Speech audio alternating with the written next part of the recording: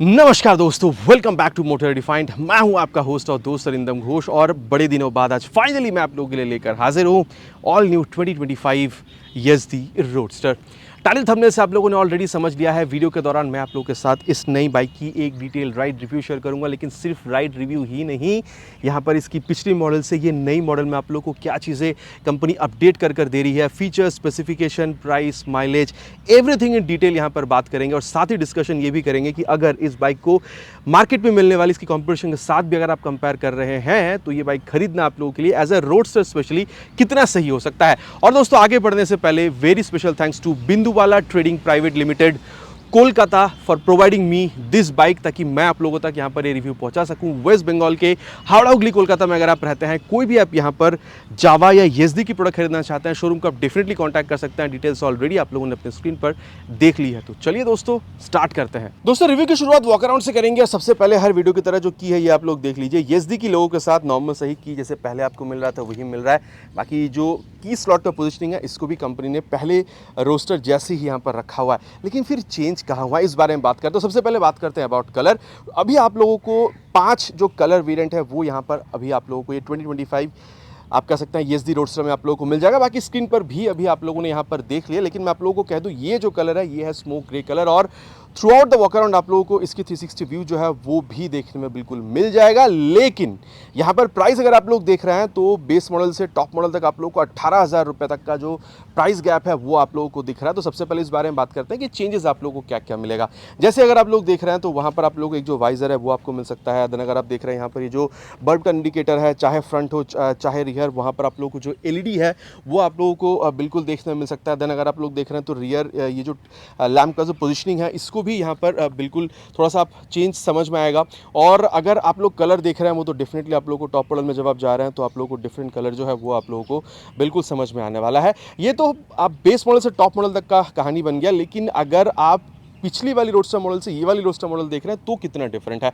Again कहूँगा front में आप लोगों को बहुत ज़्यादा डिफरेंस जो है वो आप लोगों को समझ में आएगा। इनफैक्ट अगर आप इंजन देख रहे हैं, कुछ ही दिनों पहले जो आप लोगों ने जावा 42 FJ में इंजन देखा था, आप लोगों को सिमिलर इंजन ही यहाँ पर मिला। मतलब ट्यूनिंग में हल्का सा फर्क है, लेकिन इंजन आप लोगों को सेम ही बिल्कुल मिलेगा। लेकिन अभी अगर आप लोग देख रहे हैं तो पिछली वाली रोडस्टर मॉडल से यहाँ पर आप लोगों को डेफिनेटली जो सीट है इसमें थोड़ा सा डिफरेंस आपको मिलेगा। पहले ही मैं कह दूँ यहाँ पर एक आप कह सकते हैं ग्रैब हैंडल आप लोगों को मिल जाएगा, लेकिन ये आप कह सकते हैं टेस्ट राइड वाली बाइक इसलिए यहाँ पर अभी इसको इंस्टॉल नहीं कराया गया। लेकिन अगर आप सीट देख रहे हैं तो डेफिनेटली कुछ इस तरीके से दिखने वाली जो सीट है ये आप लोगों को यहाँ पर बिल्कुल मिलेगा। और अगर आप यहाँ पर स्पेस देख रहे हैं तो राइडर के लिए तो काफ़ी सही है, लेकिन आप पिलियन के लिए जो स्पेस है थोड़ा सा कम आप लोगों को बिल्कुल महसूस हो सकता है। और इसके बारे में आगे चलते हुए बात बिल्कुल करेंगे।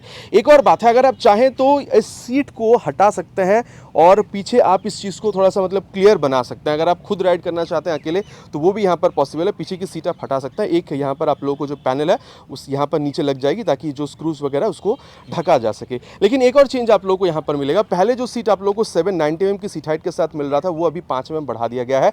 अप्रॉक्स यहाँ पर अभी 795 mm तक का जो सीट हाइट है ये आप लोगों को यहाँ पर बिल्कुल मिलेगा। इसके अलावा कुछ चेंज और है। जैसे अगर आप लोग देख रहे हैं ये जो आप मडगार्ड देख पा रहे हैं जहाँ पर ये यज़दी की 3D लोगो आप लोगों को मिल रहा है, ये अभी बहुत ज़्यादा चौड़ा बना दिया गया। इनफैक्ट अगर आप देख रहे हैं ये जो पोर्शन आप लोगों को मिल रहा है ये अगर आप लोग ओवरऑल देख रहे हैं तो ये थोड़ा सा ज़्यादा वो मस्कुलर लुक जो है बिल्कुल आप लोगों को प्रोवाइड कर रहा है। टायर जो पहले आप लोगों को करीबन 130 mm तक का मिला करता था, अभी अगर आप लोग देख रहे हैं 150/70 सेक्शन का मिल रहा है, वो भी radial tyre 17 inches of alloy wheel के साथ ही आप लोगों को यहाँ पर बिल्कुल मिल रहा है। अगर आप CB350 या फिर CB350 हाइनेस से कंपेयर कर रहे हैं, या फिर अगर आप लोग यहाँ पर क्लासिक 350, बुलेट 350, मीटियोर 350 से कंपेयर कर रहे हैं, इन पांचों बाइकों से यहाँ पर आप लोग को टायर जो है आप लोगों को बड़ा मिल रहा है। हाँ, अगर आप लोग CB350 RS में जा रहे हैं तो वहाँ पर भी 150 सेक्शन तक का ही टायर जो है ये आप लोगों को बिल्कुल मिल जाता है। बाकी ऐसा कहा ये भी जा रहा है कि यहाँ पर जो स्विंग आर्म है यहाँ पर भी हल्का सा चेंज हुआ है।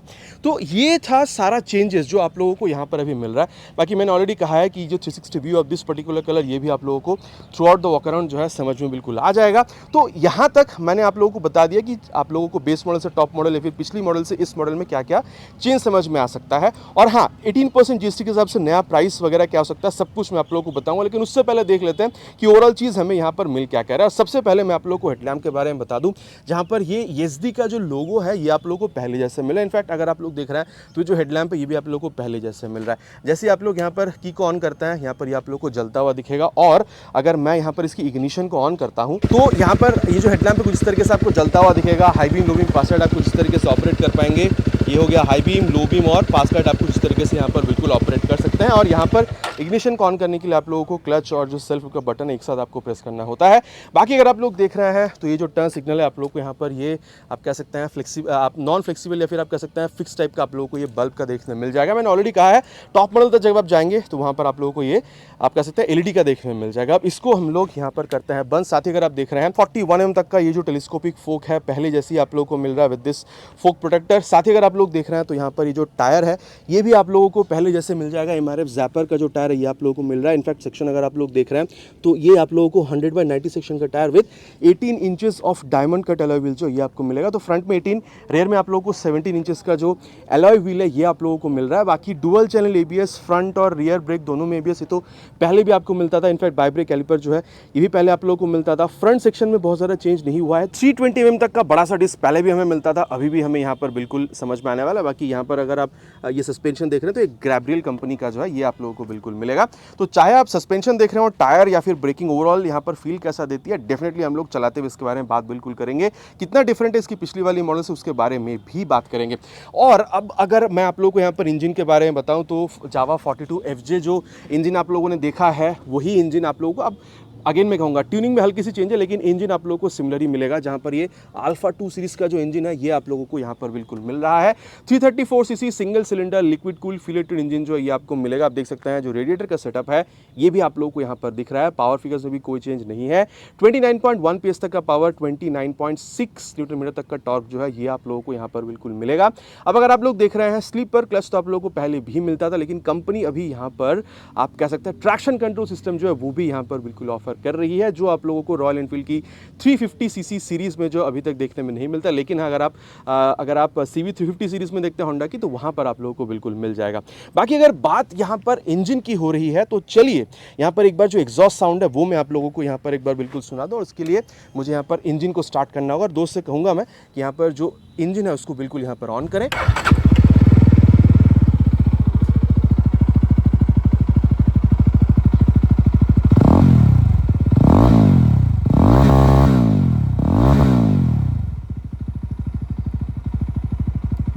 तो यहाँ तक आप लोगों ने देख लिया कि आप लोगों को आवाज़ कैसा मिल रहा है। बाकी पहले जैसी है दोस्तों, आप लोगों को ट्विन आप कह सकते हैं जो एग्जॉस्ट है वही आप लोगों को यहाँ पर बिल्कुल मिलेगा। बाकी मैं कह दूँ चाहे आप यहाँ पर रॉयल एनफील्ड की 350 सीरीज़ देख रहे हो या फिर आप होंडा की CB 350 सीरीज़ देख रहे हो, ठीक है, आप लोगों को वहाँ से यहाँ पर जो पावर है या फिर टॉर्क है आप लोगों को यहाँ पर ज़्यादा ही मिल जाएगा। अब अगर आप पिछली जनरेशन से कंपेयर कर रहे हैं तो जहाँ पर 29 PS है, 29.4 आप कह सकते हैं न्यूटन मीटर का टॉर्क मिलता था, तो हाँ अगर आप देख रहे हैं तो हल्का सा पावर और टॉर्क जो यहाँ पर बढ़ाया गया है। ठीक है, इसके बारे में आगे चलते हुए बात करेंगे कि इनफैक्ट पिछली वाली रोडस्टर मॉडल से ये यहाँ पर जो इंजन है कितनी यहाँ पर बदल कर आप लोगों को कंपनी ऑफर कर रही है। साथ ही कुछ इस तरीके से अगर आप देख रहे हैं तो जो टेल लैंप है ये आप लोग को यहाँ पर बिल्कुल मिलेगा। एक और चीज़ अगर मैं कहूँ तो ये वन साइडेड माउंटेड आप लोगों को यहाँ पर ये जो टायर अगर ये आप लोग को बिल्कुल मिलेगा। नंबर प्लेट लगाने की जगह ऊपर अगर आप लोग देख रहे हैं तो एक लाइट भी यहाँ पर आप लोग को जलता हुआ दिखेगा नंबर प्लेट को इल्यूमिनेट करने के लिए। बाकी रिफ्लेक्टर आपको मिल रहा है, एसडी का 3D लोगो आप लोग को मिलेगा, ऑलरेडी मैंने कहा है। और साथ ही दोस्तों सस्पेंशन अगर आप देख रहे हैं तो ये जो adjustable dual hydraulic shock absorber वाला सेटअप है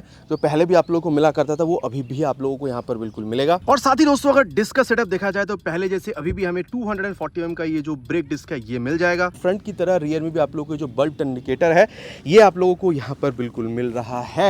और अगर आप देख रहे हैं तो यहाँ पर आप लोगों को ये जो ओपन चेन सिस्टम है ये आप लोगों को मिल जाएगा और मेन स्टैंड नहीं है, साइड स्टैंड है, मैंने आपको ऑलरेडी बताया हुआ है। साथ ही अगर आप लोग देख रहे हैं 6 स्पीड गियर बॉक्स है, 1 डाउन 5 अप, इसको आगे हम लोग टेस्ट करेंगे एक्सेलरेशन आप कह सकते हैं टेस्ट के टाइम पर। और साथ ही अगर आप यहाँ पर सीट देख रहे हैं ये हाइट वगैरह के बारे में मैंने आप लोगों को ऑलरेडी बताया है और कुशनिंग कितनी अच्छी है इसको भी आगे हम लोग चलते हुए परखने की पूरी कोशिश करेंगे। टैंक अगर आप लोग देख रहे हैं पहले जैसे ही यहाँ पर रखा गया है जो अगर आप लोग देख रहे हैं 12.5 लीटर्स की है। साथ ही अगर आप लोग देख रहे हैं तो यहाँ पर आप लोग को जो E20 कंप्लाइंट इंजन है वो भी आप लोगों को मिल रहा है। तो E20 फ्यूल अगर आप इसमें प्रोसेस कर रहे हैं तो आप लोगों को प्रॉब्लम नहीं होगा। साथ ही एसडी का जो 3D लोगो है आप लोगों को यहाँ पर ये ग्रे और ब्लैक कलर का स्पार्कलिंग वो जो इफेक्ट के साथ ये आप लोगों को जो डुअल कलर वेरिएंट है यहाँ पर टैंक में, ये आप लोगों को यहाँ पर बिल्कुल मिल जाएगा। और साथ ही अगर आप लोग देख रहे हैं तो ये जो ESD का लोगो है यहाँ पर, ये जो स्टिकरिंग वगैरह है ये आप लोगों को यहाँ पर बिल्कुल मिलेगा। और माइलेज की जहाँ तक बात है 30 से 35 kmpl तक आप लोग एक्सपेक्ट कर सकते हैं। साथ ही अगर आप वेट देख रहे हैं तो यहाँ पर आप लोगों को 194 किलोग्राम तक का मिल जाएगा, लेकिन अगर आप वेबसाइट पर चेक करेंगे तो वहाँ पर आप लोगों को 184 किलोग्राम तक का ये बिल्कुल बताती है। और अगर मैं आप लोगों को यहाँ पर हैंडल बार बताऊँ तो अभी यहाँ पर हल्की सी चेंज यहाँ पर भी हुई है, ये हाइड्रोफॉर्म्ड हुई है, ठीक है। और अगर मैं आपको बताऊँ तो टॉप मॉडल से लेके यहाँ पर अगर आप लोग देख रहे हैं तो आपको एक और चेंज मिलेगा। टॉप मॉडल में हैंडल बार जो है वो आप लोगों को स्ट्रेट मिल जाएगा, जो यहाँ पर आप लोगों को थोड़ा सा डिफरेंट मिल रहा है, लेकिन अगर आप चाहें एज एन एक्सेसरीज उसको भी यहाँ पर आप बिल्कुल इंस्टॉल करवा सकते हैं। साथ ही अगर आप देख रहे हैं high beam low beam fast start का स्विच, यहाँ पर ब्लूटूथ नहीं है, होना चाहिए था नहीं, आप लोग नीचे प्लीज कमेंट करेगा। टॉगल करने के लिए ये अप डाउन मोड और सेट का बटन, टर्न सिग्नल और horn is pretty loud. Right side में अगर आप देख रहे हैं इंजन किल स्विच आप लोगों को मिल जाएगा। देन ये जो हजार्ड लैम्प का स्विच है ये भी आप लोगों को यहाँ पर बिल्कुल मिल रहा है।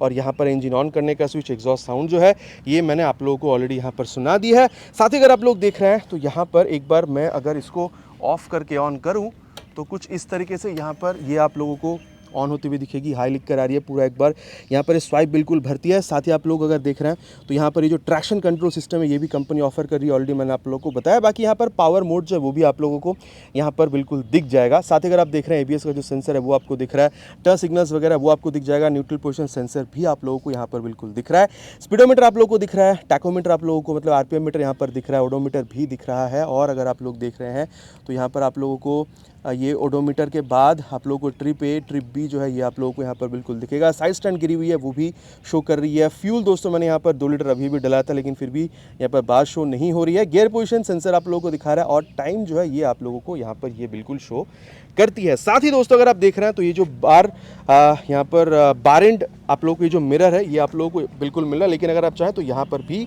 आप मिरर जो है वो बिल्कुल इंस्टॉल करवा सकते हैं। तो यहाँ तक मोटा मोटा मैंने आप लोगों को बता दिया है कि इस बाइक में आप लोगों को चेंज क्या मिल रहा है, बेस मॉडल से लेकर टॉप मॉडल हो या फिर पिछली मॉडल से लेकर यहाँ पर इस मॉडल तक। अगर आप लोग इसकी प्राइस देख रहे हैं तो आप लोगों को यहाँ पर वेस्ट बंगाल, अगर मैं कोलकाता के हिसाब से बताऊँ, after this 18% GST price cut के बाद आप लोग यहाँ पर 2,40,000 के आसपास पे करना हो रहा है। लेकिन मैं कह दूँ जो बेस मॉडल है कलर के हिसाब से आप लोगों को डिफरेंस मिलेगा, ठीक है, तो वहाँ पर आप लोगों को 2,36,000 तक बिल्कुल पे करना होता है। लेकिन जब आप टॉप मॉडल पर जाएंगे तो वहाँ पर आप लोगों को 2,54,000 के आसपास यहाँ पर पे करना बिल्कुल होता है। बाकी जो एग्जैक्ट प्राइजेस है वो आप लोगों ने ऑलरेडी यहाँ पर स्क्रीन पर देख लिया है। तो मोटा मोटा बाइक के बारे में बात कर चुके हैं कि चेंजेस क्या है, feature specification, price, mileage, everything. चलिए अब चलते हैं इसकी राइड पर देखते हैं राइड करते वक्त ये बाइक हमें कितना डिफरेंट फील दे सकती है इसकी पिछली वाली मॉडल के मुकाबले।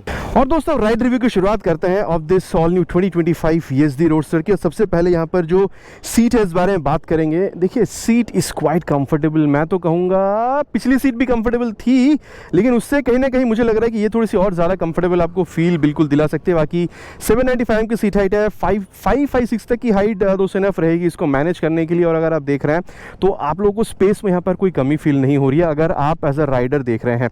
लेकिन मैं कहूँगा अगर राइडर और पिलियन दोनों हल्का पतला है तो ठीक है, लेकिन अगर राइडर यहाँ पर थोड़ा सा चौड़ा तगड़ा हो गया तो यहाँ पर पिलियन को थोड़ा हल्का पतला होना पड़ेगा अगर कंफर्टेबली राइड करना है तो। मतलब पिलियन का अगर आप सीट देख रहे हैं तो थोड़ा सा वहाँ पर आपको छोटा बिल्कुल फील हो सकता है। बाकी हैंडल बार जो है ये काफ़ी चौड़ा आपको मिलेगा और अगर आप लोग सीरीज़ में ज़्यादा राइड करते हैं तो एक जो स्ट्रेट वाली हैंडल बार है वो भी आप लोग बिल्कुल यहाँ पर एज एन एक्सेसरीज बिल्कुल यहाँ पर इंस्टॉल करवा सकते हैं। और चलिए अभी जो इनिशियल ये जो इंप्रेशन था वो मैंने आप लोगों के लिए यहाँ पर बिल्कुल शेयर कर दिया है। चलिए अब चलते हैं फर्स्ट गियर और ये सेकेंड गियर, थर्ड गियर। ओ भाई साहब इसको खींचने में तो मज़ा आ रहा है। अब इनिशियल में देखिए मैं कहूँगा आप लोगों को इसकी पुरानी वाली जो मॉडल है उससे यहाँ पर बहुत ज़्यादा जो डिफरेंस है ऐसा फील हो रहा है, ऐसा नहीं है। लेकिन कितना आप लोगों को यहाँ पर एक्सेलरेशन टेस्ट करने के बाद मैं बता पाऊंगा कि डिफरेंस आपको फील हो रहा है, ठीक है। लेकिन हाँ डेफिनेटली अगर आप देख रहे हैं तो स्लीपर क्लच आप लोगों को मिल रहा है, तो चलिए उसको टेस्ट करते हैं एक बार। इसको थोड़ा सा खींचेंगे पहले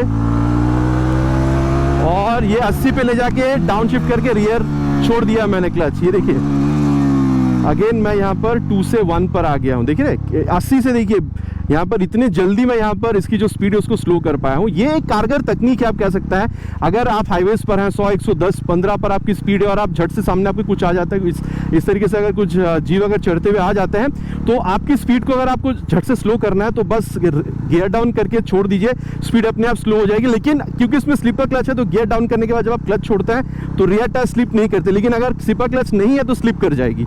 यहाँ पर नहीं है तो स्लिप नहीं कर रही है, वो मैंने ऑलरेडी आप लोगों को यहाँ पर टेस्ट भी करके बता दिया। तो आप कह सकते हैं कि हाईवेज पर ये जो है आपकी सेफ्टी बिल्कुल बढ़ा रही है, जो कि स्लीपर क्लच और काम भी बहुत तगड़े तरीके से यहाँ पर बिल्कुल करती हुई नजर आ रही है। और अगर आप गियर शिफ्टिंग देख रहे हैं तो हाँ, यहाँ पर अप हो या फिर डाउन शिफ्टिंग हल्का सा एफर्ट के साथ आप लोग को यहाँ पर करना हो रहा है। और ये जब आप कर रहे हैं ना, हैंडल बार चौड़ी है, बाइक का वेट भी यहाँ पर आप लोगों को 194 किलोग्राम तक का मिल रहा है। लेकिन अगर आप थोड़ा बहुत कॉर्नरिंग भी करना चाह रहे हैं तो बहुत ज़्यादा प्रॉब्लम जो है वो आप लोगों को यहाँ पर ये फील बिल्कुल भी नहीं होने दे रही है। और हाँ, हल्के से एफर्ट के साथ आप या फिर डाउन शिफ्टिंग हो जा रहा है, ये मैं बिल्कुल कहूँगा, लेकिन एफर्ट आप लोगों को देना होगा आप या फिर डाउन शिफ्ट करने के लिए हल्का सा। बाकी स्मूथनेस की कमी यहाँ पर आप या डाउन शिफ्ट करने में आप लोगों को होना नहीं चाहिए। अब क्योंकि बात कर रहे हैं क्लच और गियर की, स्लीपर क्लच मैंने आपको टेस्ट करके बता दिया, तो चलिए यहाँ पर इसकी जो एक्सीलरेशन टेस्ट है उसको कंप्लीट करते हैं। देन यहाँ पर इसकी जो परफॉर्मेंस है उसके बारे में आगे बात करते हैं। Already on first gear, will start with 3 horns, full throttle, cross 60, cross 80, cross 100, let's go. Oh, 107 for 5th gear, and then it was asking to change for the next gear. अब देखिए दोस्तों, सीधी सी बात है, अगर मैं कहूँ तो 85-90 तक आप लोगों को हल्का सा वाइब्रेशन मिलेगा, लेकिन वो हैंडल बार पे बहुत ज़्यादा नहीं है। मिल जाएगा आप लोगों को इसकी जो फुट पेग्स है वहाँ पर। लेकिन अगर आप इसकी पिछली वाली मॉडल से कंपेयर कर रहे हैं तो ये जो अल्फा 2 सीरीज़ के साथ ये जो इंजन आप लोगों को अभी यहाँ पर ये नई YZD रोडस्टर में मिल रहा है, यहाँ पर काफ़ी हद तक ज़्यादा आप लोगों को इम्प्रूव्ड मिलेगा। वाइब्रेशन अगर आप देख रहे हैं तो उसके मुकाबले काफ़ी हद तक कम हुई है, लेकिन हाँ मिलेगा 85-90 तक आप लोगों को यहाँ पर मिल जाएगा। अब देखिए, ये 6 speed gear box, liquid cool engine, थोड़ा बहुत तो वाइब्रेशन रहता है और उतना ही आप लोगों को मिल रहा है। बहुत ज़्यादा अनोइंग नहीं है, लेकिन डेफिनेटली पिछले मॉडल से थोड़ा ज़्यादा आप लोगों को यहाँ पर इंप्रूव बिल्कुल मिलेगा। बाकी अगर आप स्टेबिलिटी देख रहे हैं तो 107 तक मैंने भगाया था, no problem with stability at all. और अगर आप देख रहे हैं यहाँ पर माइलेज के बारे में तो मैं कहूँगा बिल्कुल 30 से 35 के बीच में आप लोग एक्सपेक्टेशन रख सकते हैं। और देखिए, सिटिंग पोजीशन काफ़ी ज़्यादा कंफर्टेबल है और हैंडल बार भी काफ़ी चौड़ा है और काफ़ी आप लोगों को स्पेशियस सीट भी मिल रहा है। Seat is also quite comfortable. So मैं कहूँगा कि यहाँ पर अगर आप इस तरीके से हाईवेज पर निकल जाना चाहेंगे तो कंफर्टेबल क्रूजिंग स्पीड यहाँ पर 100 से 110 के बीच में भी हो सकता है। मतलब 100 पे अगर आप चलेंगे तो सबसे बेहतर होगा, ना ही बहुत ज़्यादा वाइब्रेशन मिलेगा और ना ही स्टेबिलिटी का कोई प्रॉब्लम आपको फील होगा। इनफैक्ट स्टेबिलिटी अगर आप लोग 120-25 पर जाएंगे तो भी आप लोगों को बहुत ज़्यादा स्टेबिलिटी का जो प्रॉब्लम है वो आप लोगों को फील नहीं होने वाला है। अच्छा, एक और बात, अगर आप लोग यहाँ पर ये फैन देख रहे हैं ना, जैसे मैं अभी आप लोगों से ये मतलब इंजन हीटिंग के बारे में बात कर रहा था, देखिए फैन मुझे यहाँ पर कभी कभी चलती हुई दिखी है, लेकिन जब भी चली है बहुत ज़्यादा वो गर्म हवा मेरे पैरों की ओर फेंक रही है, ऐसा मुझे बिल्कुल भी फील नहीं हो रहा। बाकी हमारे यहाँ पे वेस्ट बंगाल में तो गर्मी काफ़ी ज़्यादा, लेकिन फिर भी देखिए जैसे कि अभी भी फैन चल रही है, लेकिन बहुत ज़्यादा गर्म हवा जो मेरे पैरों पे लग रही है, ऐसा मैं आप लोगों से बिल्कुल नहीं कहूँगा। और दोस्तों, अगर आप लोग देख रहे हैं, देखिए मैं अभी यहाँ पर 3rd गियर पर हूँ और यहाँ पर अगर मैं यहाँ पर 50 तक भी चला रहा हूँ फिर भी मुझे यहाँ पर बहुत ज़्यादा गियर चेंज करने की जो अर्ज है वो फील नहीं हो रही है। ठीक है, तो मैं कहूँगा अगर आप लोग सिटीज़ में 3rd गियर पर डाल के 40-45 तक की स्पीड पे अगर आप लोग ले जा रहे हैं तो आप लोग आराम से राइड कर पाएंगे। लेकिन अगर आप लोग हाईवेज पर हैं, मतलब 3rd से 4th गियर में यहाँ पर सिटीज़ में 50-60 में एनफ रहेगा, लेकिन अगर आप लोग हाईवेज पर हैं तो आप लोग 5th गियर काफ़ी है, लेकिन 6th गियर पे आप लोग डाल दीजिए, 100 से 10 के बीच में आप लोग आराम से यहाँ पर क्रूज पर कर पाएंगे, आप लोगों को प्रॉब्लम नहीं होगा। बाकी मैं इतना कह सकता हूँ कि अगर आप इसकी पिछली मॉडल से अभी वाली मॉडल इस वाली मॉडल पर देख रहे हैं तो परफॉर्मेंस में बहुत ज़्यादा अपग्रेड हुआ ऐसा तो नहीं है, लेकिन डेफिनेटली वाइब्रेशन जो है वो आप लोगों को यहाँ पर इंप्रूव्ड समझ में आ सकती है। और दोस्तों, अब यहाँ पर इसकी जो ब्रेक है उसको भी टेस्ट करेंगे, ले चलेंगे 80 पे और फ्रंट ब्रेक, पीछे था नहीं दोस्तों, देख कर टेस्ट किया। और यहाँ पर ये जो रेत वगैरह हल्की सी गिरी हुई है ना, इसकी वजह से आप कह सकते हैं मैंने 80 पर जब ब्रेक करा, देखिए वैसे ब्रेक की जो बाइट फीडबैक है वो आप लोगों को काफ़ी सही मिल रहा है, मतलब रिस्पॉन्स अगर आप देख रहे हैं तो काफ़ी तगड़ा है। जैसे ही आप ब्रेक खींच रहे हैं, पट से रोक देने वाली वो जो फील है वो आपको बिल्कुल मिलेगा। लेकिन हाँ, एबीएस का इंट्रूशन भी मुझे यहाँ पर फील हो रहा है, तो एबीएस की काफ़ी तगड़ी तरीके से यहाँ पर काम करती हुई आप लोगों को बिल्कुल नजर आएगी। 320 mm की जो फ्रंट में आप लोगों को डिस्क मिल रहा है, आप कह सकते हैं काफ़ी बढ़िया काम कर रही है। तो अब इसकी जो रियर ब्रेक है उसको भी ट्राई करते हैं, यहाँ पर करीबन 60 पर ले चलेंगे और ये 67 पे ले जाके, ये देखिए फ्रंट में एकदम रियल लाइफ कंडीशन, ये देखिए यहाँ पर जो ब्रेकर्स थी वो यहाँ पर आई है। तो मैं कहूँगा ये करीबन 70 पर ले जाने के बाद भी जब मैंने रियर ब्रेक को ट्राई किया, देखिए वो प्रोग्रेसिव ही है। रियर में आप लोगों को 240 mm तक का जो डिस्क है वो मिल रहा है, प्रोग्रेसिव ही है, मैं बिल्कुल ऐसा कह सकता हूँ। लेकिन हाँ, मैं कहूँगा यहाँ पर जो एबीएस है वो भी मुझे यहाँ पर बिल्कुल फील हुआ है। और दोस्तों अब इसकी जो रियर ब्रेक है उसको भी टेस्ट करेंगे, थोड़ा सा स्पीड पर इसको ले चलेंगे और सामने ले जाकर रियर विथ फ्रंट 83 पे देखिए, रियर विथ फ्रंट। पीछे काफ़ी दूर है, जो बंदा था पीछे चला रहा है इसलिए मैंने ब्रेक किया है। तो देखिए मैं कहूँगा ओवरऑल ब्रेकिंग अगर आप देख रहे हैं इट्स वेरी इंप्रेसिव, ठीक है, बहुत ज़्यादा इंप्रेसिव ब्रेकिंग जो है वो आप लोगों को यहाँ पर बिल्कुल मिलने वाला, इसमें कोई दो राह नहीं है, ठीक है। और हाँ, अगर आप देख रहे हैं तो मैं कहूँगा इसकी पिछली वाली मॉडल से अगर आप कंपेयर कर रहे हैं ब्रेकिंग में, तो आप लोगों को बहुत ज़्यादा ब्रेकिंग में यहाँ पर कोई जो चेंज है वो यहाँ पर आपको समझ में नहीं आएगा। लेकिन हाँ, बात अगर सस्पेंशन की है, इस तरीके से जब आप ये गड्ढों पर से गुजरेंगे, ये देखिए मतलब बम्प पर से गुजर रहे हैं, तो झटका तो आप लोगों को यहाँ पर बिल्कुल फील हो रहा है। लेकिन कितना, मतलब ऐसा है कि मतलब कि कमर पे एकदम टक से झटका दे रही है, बहुत ज़्यादा आपको वो फील हो रहा है, नहीं ऐसा नहीं कहूँगा। लेकिन हाँ, अगर आप देख रहे हैं, मैं कहूँगा चाहे आप फ्रंट सस्पेंशन देख रहे हो या फिर आप रियर सस्पेंशन देख रहे हो, मैं कहूँगा कहीं ना कहीं थोड़ा सा वो आप लोगों को एक मिड साइड पे सेट होता हुआ मिलेगा। जैसे मैंने आप लोगों को ऑलरेडी एक्सेलरेशन के टाइम पर बताया है, आप लोग हाई स्पीड टॉप स्पीड थोड़ा बहुत कॉर्नरिंग कर रहे हैं तो आप लोगों को कोई प्रॉब्लम हो नहीं रही है। सस्पेंशन के सेटअप की वजह से स्टेबिलिटी बनाने में आपको बहुत ज़्यादा एक आप लोग को हेल्प मिल रहा है। लेकिन अगेन सामने देखिए ये जो बम्प आपको मिल रहा है, इस तरीके से बम्प पर से जब आप गुजर रहे हैं तो मैं कहूंगा हल्का सा झटका जो है वो भी आप लोगों को यहाँ पर फील हो रहा है। लेकिन बहुत ज़्यादा आपकी कमर या फिर आपकी जो कंधा उस पर झटका बहुत ज़्यादा फील नहीं होगा, लेकिन फील होगा, इतना मेरा कहना है। बाकी अगर आप गड्ढों पर से गुजरेंगे तो भी वही मैं कहूँगा, थोड़ा बहुत गड्ढा है तो ठीक है, लेकिन 2-4 इंच गड्ढे पे चले जाएंगे तब भी आप लोगों को झटका है वो आप लोगों को यहाँ पर ये फील बिल्कुल कराएगी। तो ये था अबाउट सस्पेंशन। लेकिन ओवरऑल वेट अगर आप देख रहे हैं तो ये अगर आप कर रहे हैं इस तरीके से, तो मैं कहूँगा 194 किलोग्राम की वेट है। लेकिन जब आप इस बाइक को इस तरीके से खेलने की कोशिश कर रहे हैं इसके साथ, तो ओवरऑल वेट जो है यहाँ पर आप लोगों को बहुत ज़्यादा ये फील नहीं कराती है। और अगर मैं कहूँ रियर व्यू मिरर यहाँ पर भी आप लगा सकते हैं, लेकिन ये बार एंड मिरर यहाँ पर अभी लगा के दिया गया है यहाँ पर कंपनी की ओर से, मतलब शोरूम की ओर से। तो यहाँ पर रियर व्यू मिरर भी काफ़ी अच्छा खासा रियर व्यू जो है वो आप लोगों को बिल्कुल निकाल कर दे रही है। बाकी दोस्तों अगर देखा जाए, देखिए यहाँ पर आप लोगों को ये जो स्पीडो टैको गियर पोजिशन सेंसर सब कुछ मिल रहा है। लेकिन हाँ, अगर ब्लूटूथ होता तो शायद ये और बढ़िया बन सकता था। अब आपका क्या राय इस बारे में ये आप लोग नीचे कमेंट पे लिखकर बताना प्लीज़ नहीं भूलिएगा। बाकी एक चीज़ मैं कहूँगा, अगर आप लोग यहाँ पर हैंडलिंग देख रहे हैं आप लोगों को बढ़िया मिल रहा है। और मैं कहूँगा अगर आप सीट देख रहे हैं तो राइडर के लिए तो बहुत सही है, लेकिन अब पिलियन के लिए सीट अगर थोड़ी सी और बड़ी मिलती तो शायद बेहतर होता। लेकिन अगर पिलियन और राइडर दोनों हल्का पतला बैठ रहे हैं तो फिर तो ठीक है, प्रॉब्लम नहीं होगा। लेकिन अगर अगेन कहूँगा राइडर अगर मतलब चौड़ा तगड़ा मिल गया और तो पिलियन का थोड़ा सा हल्का पतला बैठने से ही राइड में आप लोगों को थोड़ी सी कंफर्टेबल जो फील है वो ज़्यादा मिल सकता है। और अगर आप लोग देख रहे हैं, आप लोग ऑलमोस्ट अपराइट बैठ रहे हैं, ठीक है। यहाँ पर अगर आप लोग फुटपैक देख रहे हैं तो काफ़ी सामने की तरफ है। हैंडल बार अगर आप लोग देख रहे हैं तो वो भी आप लोगों को यहाँ पर काफ़ी चौड़ा वाला जो है वो मिल रहा है, थोड़ा सा ऊंचा भी है।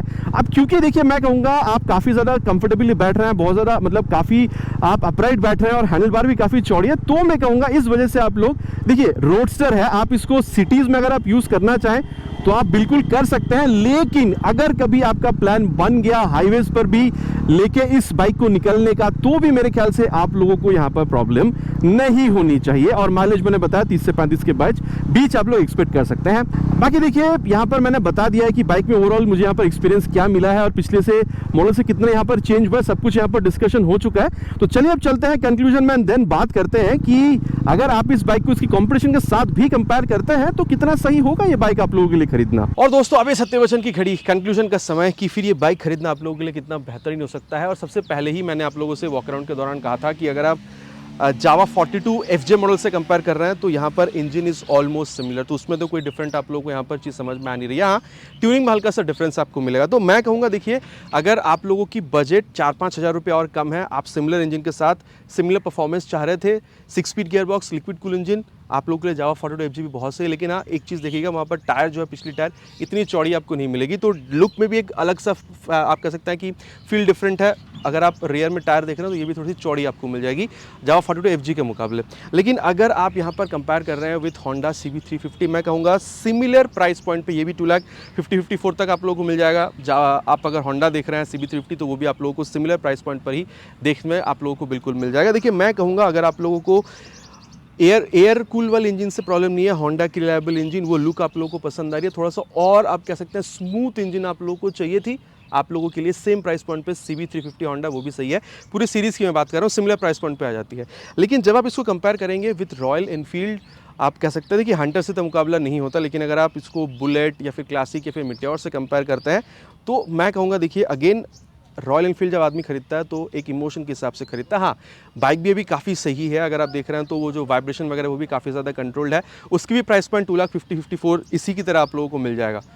1 से 2,000 रुपये 3,000 रुपये शायद आप लोग वहाँ पे ज़्यादा पे करेंगे। तो एयर ऑयल कूल इंजन के साथ अगर आप लोगों को आप कह सकते हैं रॉयल एनफील्ड की लुक पसंद आ रही है, वो बाइक भी सही है। लेकिन जब आप रॉयल एनफील्ड के मुकाबले 350 सीसी के मुकाबले यहाँ पर जब आप देख रहे हैं तो आप लोगों को देखिए वाइब्रेशन अगर आप देख रहे हैं तो हाँ, यहाँ पर उसके मुकाबले जल्दी थोड़ी सी किक इन करेगी, लेकिन बहुत ज़्यादा आप लोगों को यहाँ पर अनोइंग फील नहीं होगा। लेकिन अगर आप देख रहे हैं तो परफॉर्मेंस आप लोगों को थोड़ी सी और बेहतर मिलेगी। Liquid cooled 6 speed gear box ये आप लोगों को मिल जा रहा है, ट्रैक्शन कंट्रोल सिस्टम आप लोगों को मिल जा रहा है, टायर आप लोगों को यहाँ पर चौड़ी मिल जा रही है और आवाज़ भी आप लोगों को यहाँ पर काफ़ी बेहतरीन मिल रहा है। तो इन सारी चीज़ों की वजह से अगर आप देख रहे हैं over royal Enfield 350 CC series, तो यहाँ पर भी आप लोग सिमिलर प्राइस पॉइंट पर एक अच्छा डील बना रहे हैं।